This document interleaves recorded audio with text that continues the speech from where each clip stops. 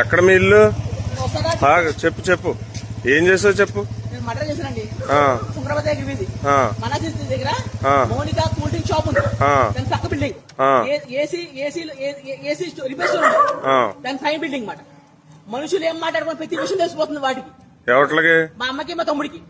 నా మనసులో ఏ విషయాలు దొరికితే తెలిసిపోతుంది. కడుపులో చాలా స్ట్రాంగ్ గా ఉంది, ఏదో అది మనుషులు కాదు, కడుపులో ఉంది. ఎంత పొడి నాకు చేయబడుతుంది.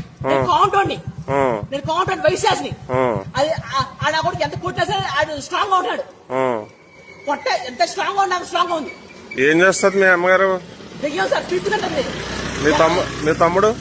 ఆడు దెయ్యమే సార్, ఆడే కళ్యాణ్ అంటారు కదా, ఏదో దెయ్యం సార్ అది. తమ్ముడు నిరూపిస్తాను సార్, నేను మనిషిని సార్.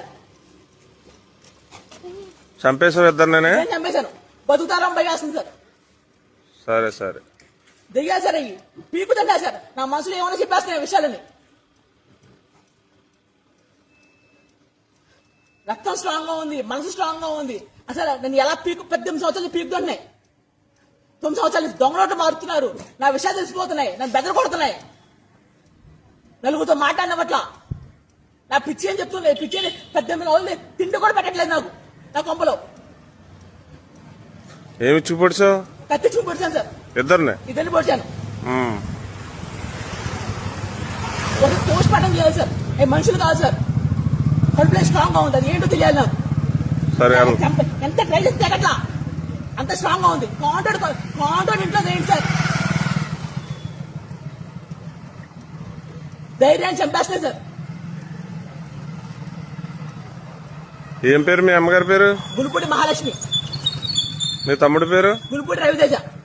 మీ నాన్నగారు ఉన్నారా? మా నాన్న చంపేశాడు సార్ మా తమ్ముడు. గుల్పూడి శ్రీరాములు.